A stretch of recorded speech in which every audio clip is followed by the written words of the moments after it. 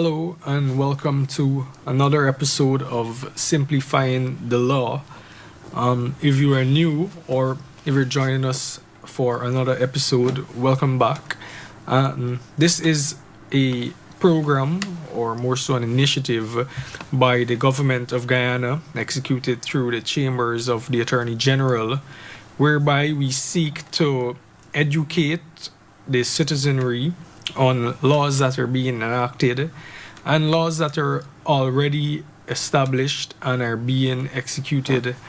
The program is definitely for the benefit of the citizenry, so persons can be up to date with what these laws are and what the laws of Guyana are, and they can be conscious of their rights under legislation, and even penalties which may exist within provisions of the laws, so that they may know how to go about maneuvering themselves so they do not commit any crimes unconsciously.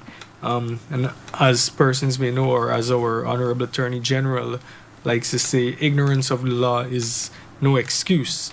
So this program seeks to enlighten and educate. Every week we touch on different pieces of legislation. This week I have with me Miss Denise Hodge, Senior Legal Advisor at the Chambers of the Attorney General, and Miss Mohani Sudama, a State Counsel at the Attorney General Chambers, who will help me to go through the Hire Purchase Act 2022, a fairly new piece of legislation which was passed on November 30th, 2022, and it introduces some safeguards for consumers or even sellers. For example, one of the provisions within the legislation speaks of seizing persons' items which they would have purchased through a hire purchase agreement, if they have paid over 70% of the cost.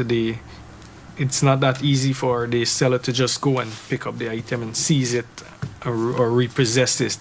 As persons as may know, hire purchase speaks to purchasing items on installments, like paying installments, monthly installments or weekly installments, or as persons may say, they go and they take this stuff and pay. But not to get too much into that, as I have the experts here with me who will get more involved. But I will just give you guys the opportunity to introduce yourselves, starting with Ms. Hodge. Hello, our viewing audience. Thank you, Richard, for having us here today. As Richard indicated, I am the Senior Legal Advisor at the Attorney General Chambers, with responsibility of providing legal representation to the Advice and Litigation Department. I'm also the Liaison Officer for the Ministry of Local Government and Regional Development, for which I was the legal officer for 5 years prior to my attachment to the Attorney General Chambers. I also provide legal opinion and advice to the Honorable Attorney General and other government entities or agency as they may be required. So thanks again for having me. Greetings, everybody. Thank you, Richard. My name is Mohani Sudama. I am a State Counsel attached to the Litigation and Advice Department at the Ministry of Legal Affairs. My duties include representing or instituting claims when necessary, providing advice to persons or ministries, including The Ministry of Legal Affairs, and seniors when it's requested of me. Yes. Okay. Well, thank you both for joining me today. So the Hire Purchase Act 2022, if we could just get right into it and, get a little overview on the history and the need for such legislation. Okay, so from time immemorial, we know that, there are business transactions where persons are able to purchase items wherein they would pay on installment, as you would have mentioned. But most of these transactions would have most likely favored like business owners in prior times, because they were based on the common law position, wherein there were no legislation in place to deal with such transactions, and so you'll find that the contract law provisions would be used a whole lot to favor the business owners, and so persons who would not pay attention to what the fine prints are or would understand what the clauses and the conditions are will usually fall prey to these transactions without even knowing it. And so there were instances where, as you mentioned, where persons would have almost finished paying all of those installments based on whatever the price, the agreed price was for the item or the goods. And because of some financial difficulty, they will not be able to complete paying or pay the installment on time. And so you find that the owner or the seller of that good or that item had the right to go and seize the item wherever it was. And so the person who would have bought it would have been left at a deficit because they would have already paid so much with the expectation that they will, completely own it at the end of that. And the business owners had that benefit where they could have gone and seized it. But with the coming of the act, it helped to give the buyer or the hirer some rights and protections under the law. So, for instance, the owner of the property cannot go and seize once the person would have paid at least 70%. They cannot go and seize those items unless they notify the individual that here we're coming to pick it up because you're default and so on. So there are lots of provision within the act that helps to protect the consumer, and the owner is not left out. There are certain provision that also make them a little bit secure in the transaction that they conduct. So this is what the act is about. It would have shifted from what the common law position was, that because something was just embedded in a contractual agreement between the two parties, that the owner could have just turned up and just, put those into effect without having any recourse for the buyer of those items. Okay. I know the Act makes distinction between a hire purchase agreement, a credit sale agreement, and a conditional sale agreement. Now, if you could just expound on the differences between these agreements. Okay, so the difference in these agreements basically speaks to the ownership of the goods. At the time of the agreement, who owns the goods, and throughout the agreement. So in relation to a hire purchase agreement, the hirer is going to let the goods in return for installments, and the owner lets the goods in return for installments to the hirer. The hirer would be in possession of the goods and would be allowed to use the goods. The owner, throughout this agreement, would remain in possession until the hirer would have fulfilled all of the installments and obligations and exercise the option to own the good. It is only after the hirer would have paid off all the installments and exercised the option to own the good, then they would become the owner of the goods. In a conditional sale agreement, the seller sells the goods. In return, they're being paid in a monthly installment or weekly installment, whatever the agreement specifies or contract specifies. But the seller would remain the owner of the good until the installments have been paid off, until the contractual obligation on the purchaser is fulfilled. Upon fulfilling the contractual obligations, the purchaser would then gain ownership of the good, but they have to make sure that they paid off all money due and owing. In a credit sale agreement, on the other hand, the purchaser becomes the owner of the property upon execution of the agreement and payment of the first installment. So that's the difference. The difference basically speaks ownership and when ownership passes to the purchaser or the hirer. Right, and I think it's important that these differences are established because we use these terms interchangeably sometimes, but they all have different meanings. So the Act also specifies certain formal requirements relating to these different types of agreements. So if we could get into these elements or requirements as well.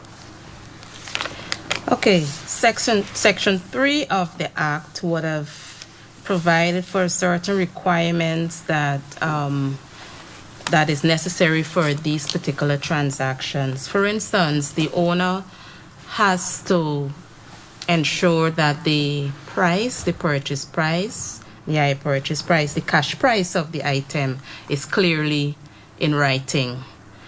And for instance, if a customer, intended hirer or buyer of an item, views an item, for instance, a refrigerator or a stove, whatever the item may be, and there is a label on the item indicating what the cash price is, what the purchase price is, the owner would have satisfied this particular requirement in terms of ensuring that the cash price is in writing.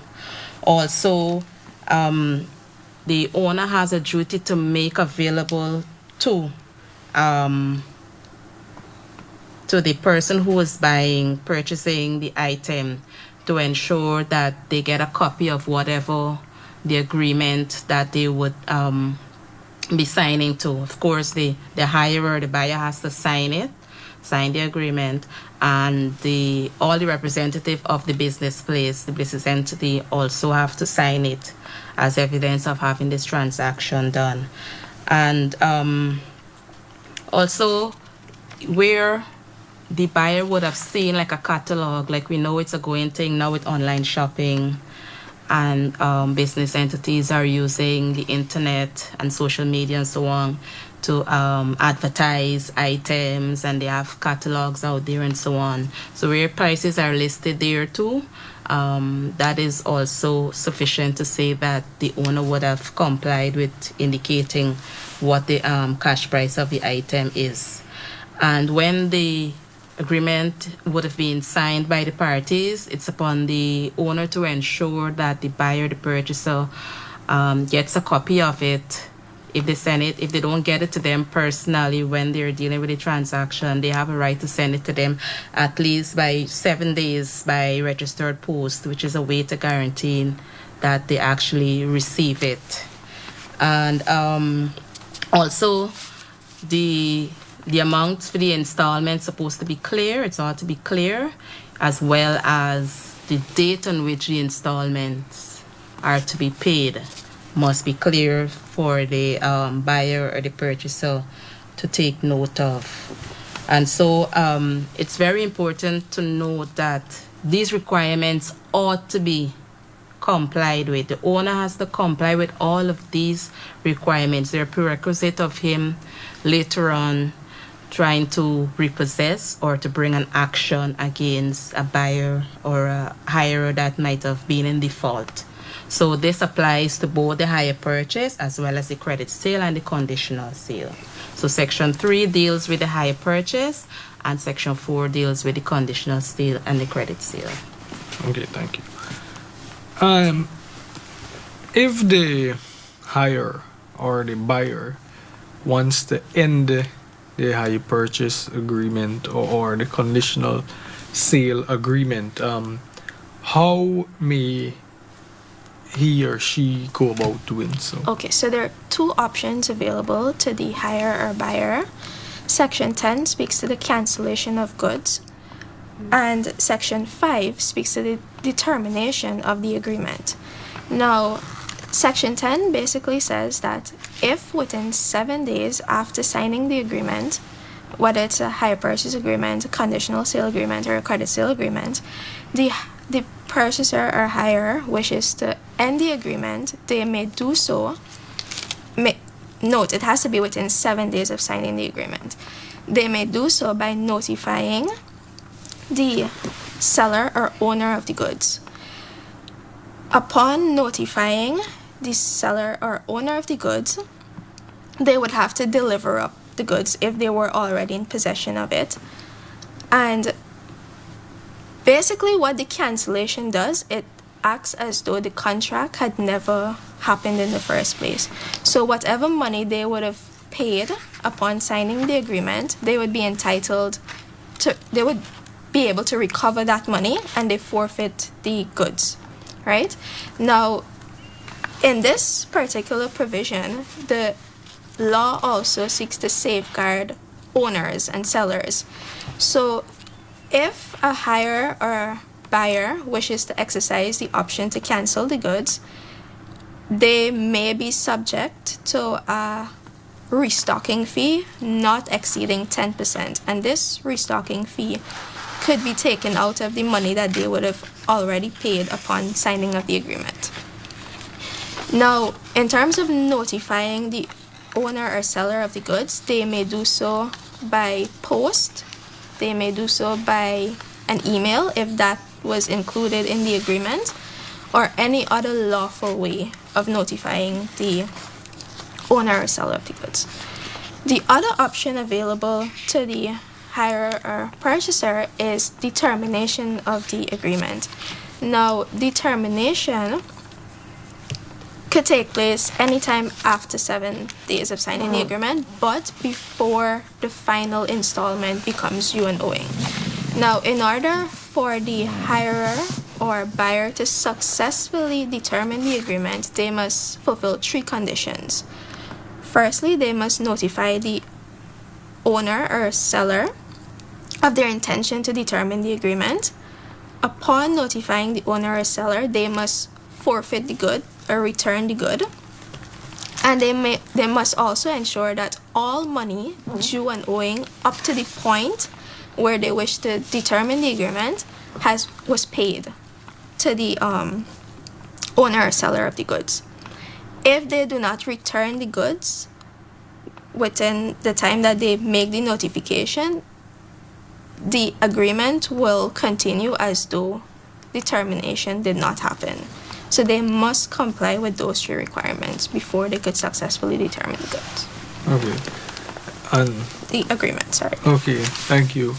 And there's also some measures there which would prevent persons from just going and take stuff on layaway and then say, all right, I can carry it back. Correct. So the when they return the goods, they need to make sure that they took reasonable care of the goods. If reasonable care was not taken, then they may be liable to pay for damages, which would have thing on the goods. Okay, and on the end of the owner or seller now, so we just spoke about the hirer or the purchaser. So in terms of the owner or seller, if they wish to end the agreement, is there a different procedure which they may employ? Okay, so the owner or seller, one of the ways in which they could end the agreement by themselves is by virtue of Section 29. But Section 29 is only applicable to where less than 70% of the purchase price was paid by the hirer or purchaser. Now, this section, again, you have to follow certain conditions before the owner or seller could successfully terminate the agreement under this section.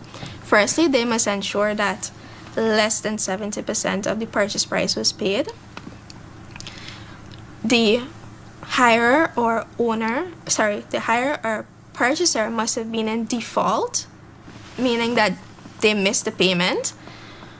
Upon being in default, the owner or seller would then have to notify the hirer or buyer that they have monies outstanding.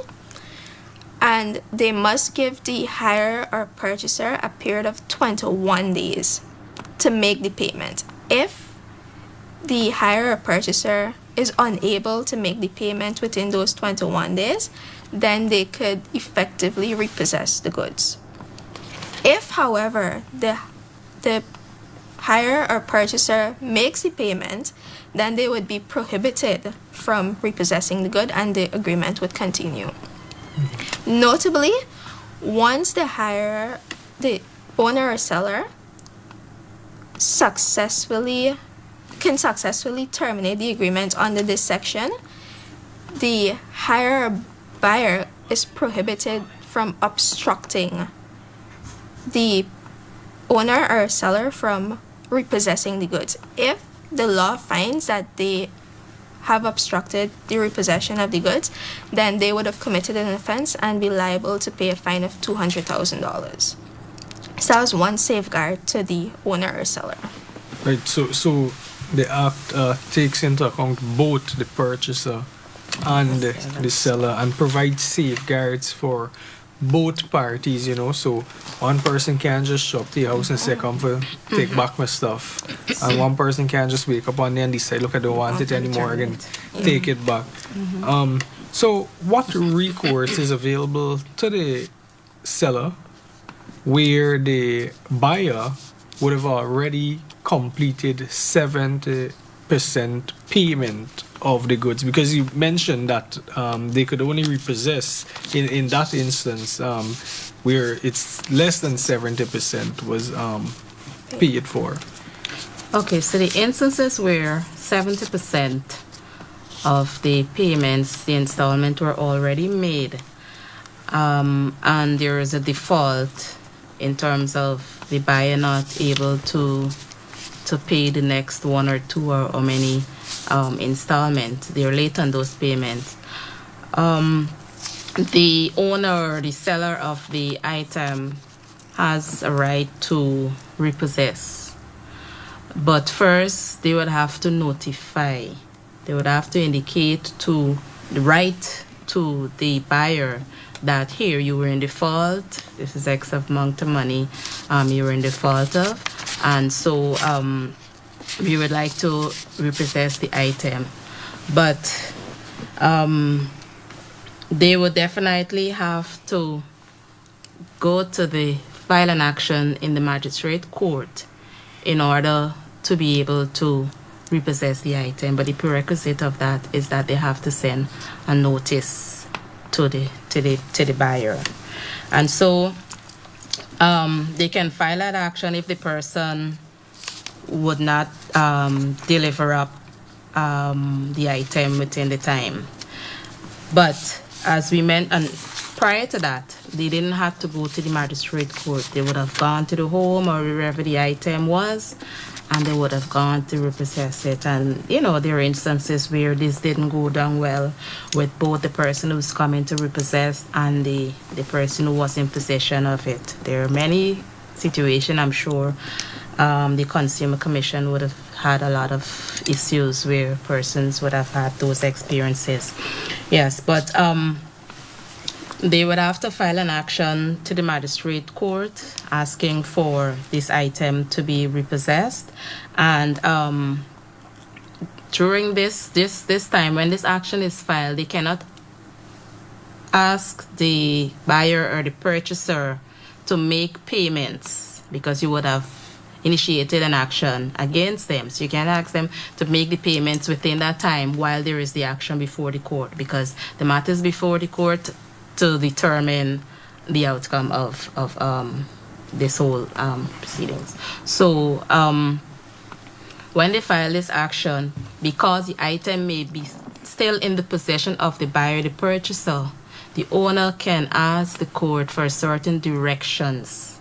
Can ask the court for certain directions in terms of the custody of the item to ensure that it's safe, it's not damaged, because some persons can be very vindictive. Oh, you want your stuff? Put a scratch there, put a cut there, or whatever they may try to dispose of the item otherwise. But because the owner is concerned about the item, they may ask the court to make certain directions so that the person in possession would ensure that the item is secure, it's not damaged, or for the depreciation of the item, because at the end of the day, you're looking to repossess the item. So the court can make such an order to ask make those orders to have those items be placed in custody and to be secured. And if any such order is made and anybody do not comply with that order, they on conviction can be fined 200,000. So it's not you deliberately trying to ensure that the person doesn't get back the item and you want to say, I don't have to comply with the court's order. I could still do whatever the matter and finish it and so on. But if you don't comply with it, they can have a fine of 200,000 that they may have to pay. So again, like I said, the owner cannot take any step to have the person to make any payment within that time. And there may be a postponement of a particular order that the court may make. Like, for instance, when the court make an order to deliver up the item, and let's say the IRA or the purchaser decided to want to make the payment within that period in time, that order can be postponed so that when the IRA or the purchaser make that payment, the item will make the complete payment, the item becomes their own, because there's a postponement of that order where they had to deliver up that item. Okay, thank you. Earlier we spoke of certain elements which must exist, or requirements which must exist to constitute the different types of agreements, a hire purchase agreement, credit sale agreement. But the act also imposes a duty on the parties to provide certain information to each other. Can you elaborate on this duty and when and how it must be complied with? So Section 7 of the Act places a duty on the owner to supply certain information and documents to the purchaser or hirer when upon their request. And Section 8 provides or imposes the same duty on the hirer or the buyer to supply certain information to the seller or owner of the goods. Now, Section 7 says that if a hirer or a purchaser requests certain information relating to the agreement, the owner or seller have to provide or would have to provide that information to the buyer or hirer within 14 days. Now, if the hirer or buyer happens to be in default while they're awaiting these documents or information, the owner or seller is prohibited from enforcing the agreement or collecting from the defaults. Additionally, if the failure to supply the information persists after a month, the owner would be liable or would have committed an offense and be liable upon conviction for a sum of $200,000. Now, the same duty is placed on the buyer or hirer. If the hirer or buyer relocates the goods to an address that's different on the agreement of sale, on the hire purchase agreement, the conditional sale agreement, or the credit agreement, they have an obligation to inform the owner or seller of the goods of that change in location. Or if the owner or seller requests the information or any information on location of the goods, the hirer or buyer is required to supply that information within 21 days. If they fail to provide the information within a month, they would be committing an offense and upon conviction liable to a sum of $200,000. Now, that in particular, Section 8 is important because what happens is sometimes people, they collect goods and they try to abscond with the goods. So that particular section is there to impose liability and to hold them accountable in providing the location of the goods. Right. And again, these are safeguards that are important and protect both parties. So we don't have a legislation whereby it's just the consumer gets all the rights or you know, the position which you would have mentioned, Miss Hodge, which existed prior, whereby the seller they were afforded certain rights and protections. It's a balance. The scales of justice are balanced through this legislation here. So if we may continue, are there any provisions in a hire purchase agreement or a conditional sale agreement which would make the agreement void? And if so, what are these provisions? Okay, so there are some provisions which the owner or seller are prohibited from including in the provisions. Void means that the provision would not be legally enforceable.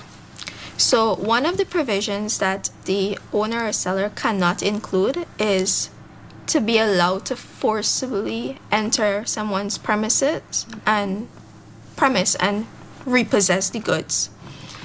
If a provision like that exists in an agreement, then a hire purchase agreement, conditional sale agreement, or credit sale agreement, then that provision would be void. That provision cannot be legally enforced. Another provision is denying the buyer or hirer from ending the agreement. If there is a provision which restricts the buyer or hirer to end the agreement, then that provision is also not legally enforceable. Another provision which may not be legally enforceable is imposing additional liability on the hirer or buyer other than that what we spoke about earlier in the act for ending the agreement. For instance, if a person effectively utilizes the cancellation option, the owner or seller of the goods can only charge a restocking fee up to 10%. Anything more is illegal. If in their agreement they state that they could charge a restocking fee of 15%, then that provision would not be legally enforceable. Okay? The Act also restricts and prevents the owner or seller of the goods from relieving themselves from any sort of liability from the time the contract was signed to the end of the agreement. So I know some places they may have in their agreement, if a mistake was made by the owner or seller or the seller, then they should not be subject to any liability. The Act states very explicitly that there should not be any provision which relieves the owner or seller of any liability from the beginning of signing the agreement to the end. So those are some provisions which are not legally enforceable or void in. Right. And again, I must take the opportunity to stress that these are all safeguards. Yes. All of these measures are here to protect the consumer, protect the seller, right? So I know one of the things that always comes up with hire purchase agreements or when persons are going to take something on layaway, as they may call it loosely, is the timings of payment, early payment or late payment. So are there any provisions within the legislation which cater or caters for early payment and late payment, and does it speak to this? Yes, you see, the framers of this legislation took everybody into consideration. Like we said, the Act would have, contained some rights and benefits for the buyer, hirer, purchaser, consumer, but they didn't leave out the seller either. So Section 28 would have dealt with the right where the buyer or the seller, once they pay the balance of the purchase price a month early, they have the right that they can enforce a 5% rebate from the seller. So this 5% goes towards, calculated towards the balance, the total balance of the money remaining. And likewise, the seller, if the buyer, the purchaser is in default with a month's payment, they can have 5% interest added to that balance of amount. If they're defaulting paying that amount. And I want to touch on the fact that, the rebate is where, they have the option of having that sum go towards what the purchase price is, or they can have it in cash as against where it's a discount, where we'll find that the seller would have been losing because if you give a discount. So I just want to make that distinction there, that it still comes back to benefit the seller at some point in time, as against if it was just a discount. So like I said, the framework considered everybody, and they afforded the opportunity for a rebate for the buyer and an interest to be added, 5% interest per annum to be added in the instance where there is that default. Okay, thank you. So we're almost at the end of the legislation. I feel like we've had quite a good discussion, especially in terms of the safeguards which it provides. And we've touched a wide spectrum of provisions within the legislation as well. But as we come to the end, the Act outlines a registration process for goods with a higher purchase price or total purchase price of $100,000 or more. If you could just touch on this process and what it entails for us a little. Yes. Any item that is above 100,000, the notice of the agreement ought to be, the I purchase agreement ought to be registered in the commercial registry. And this notice of agreement or notice of conditional sale or notice of agreement, notice of credit sale agreement, they ought to be registered there, and they would usually get a registration number, but there are certain things that need to be included in this notice for the benefit of the registry, so that it will include the name of the parties, the name of the purchaser, the hirer, the name of the seller, or the owner of the item. If it's a business entity, you will have to have the entity's registration number and their official address. If it's a company, they would have to have their incorporation documents. And it will have to have the description of the goods. The description of the goods is very important, that the description of the goods has to be clear, and the term of the engagement in terms of how long it's going to be, the period of this agreement, and the price. It's very important to the higher purchase price, so that nothing can change within that time that may benefit the owner as against the purchaser losing. So the purchase price ought to be included there too. And these provisions are found in Part 3 of the Act.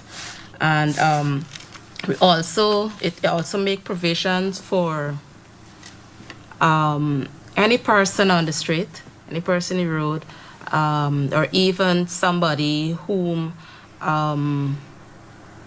a consumer intends to have a transaction with. Anybody can go to the registry and seek to have a copy of this notice of agreement between the parties.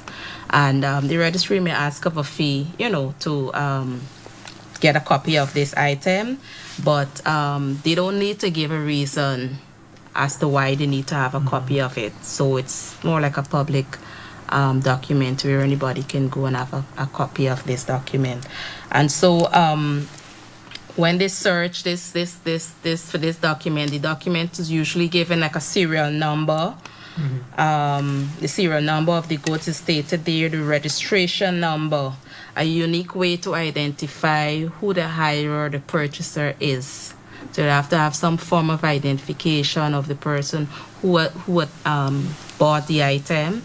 And for the owner or the seller, there must be some sort of way to identify who they are. And these are the information that, some person would go when they're asking for a copy of the notice. And the registry is also responsible for having an electronic register of these notices. And also the person who goes to register this notice, which would more likely be the owner or the seller of the property, they would have to ensure that the other party gets a copy of this notice once it's filed, it's registered in the registry. They need to send a copy to them by registered post, so that to ensure that they get a copy of it. I think that is fairly it in terms of the registration. Yeah. All right. Well, I would just give you both the opportunity to share any general remarks or comments, anything which I would have missed and you would like to share with us. Okay, so two things that we didn't mention so far is Section 15 of the Act. It provides that where vehicles are being purchased under hire purchase agreements or conditional sale agreement, upon issuing the registration of those vehicles, GRA has to make an annotation on the registration stating that the vehicle is under hire purchase agreement or a conditional sale agreement. And upon full payment and completion of the agreement by the purchaser or hirer, that annotation will be removed.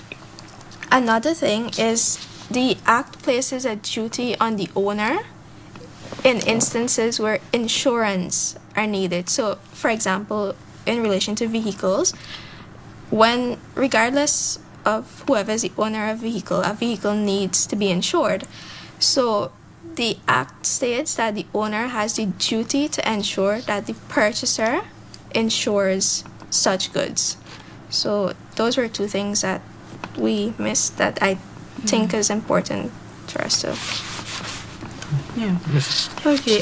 We know that the Christmas season is upon us, and it's this season where you find a lot of persons will take the opportunity to make those transactions in terms of hire purchases and credit sales. So it's just a matter of giving an advice there that when you go to make these transactions, ensure that you read the fine prints, ensure that if the price that is displayed is what you agreed to and what would be included in the agreement, whatever agreement that the parties would have made in the end result, and to ensure that you pay your installments on time. You can even pay it early and you get back some money after paying it early in time. But you should also remember that if you're in default of paying your installments on time and paying them fully, the person you would have purchased the item from has a right to be able to repossess the item. But once you would have paid 70% above of that item, they cannot take it. I know a lot of persons would have had such experiences where, after Christmas finish, you enjoy the old festive season, situation happen, you can't pay your installment. They start coming to your home and threatening. They say they're going to take the item. So no, they cannot take it. Eventually, after you would have paid 70% of your installments, they would have to file an action within the court to so take it. So yeah, that's my closing words. Okay, well, thank you both for joining me today and going through this piece of legislation. As I've mentioned throughout, it's a necessary piece of legislation which Yes. provides safeguards for both the seller and the buyer. And so, no one is left out, no one is left behind. It places equal safeguards, it balances the safeguards which it provides. And, thank you for that advice, especially at this point in time or the season which is among us, Christmas time. A lot of persons go and they take stuff on layaway, as we may call it, or credit sale. And it's important that we have such legislation in place to protect them and to offer the protections which this legislation does, right? And so persons should just ensure that they're up to date with what is happening, and that is the intention of this program. That is the intention of this initiative by the government of Guyana, to ensure that persons are aware, because sometimes we have all of these laws, but people don't even know they exist, or they don't know how And it you can applies. go to get a copy of the legislation too from Parliament or from the Attorney General Chambers. Right. So Website. that's On the that's website too. It's available right. on the website. The legislation is available online. It's available on the Gazette page. The Gazette is online, or Yes. it could be purchased at the Parliament Library or the Attorney General Chambers Library. So access is available as well if you want to take a moment to go through it by yourself. So once again, thank you both for joining me today and going through this piece of legislation. I am your host, Richard Beatty. Until next time, thank you for joining us wherever you are. See you at the next episode. Thank you, Richard. Thank you.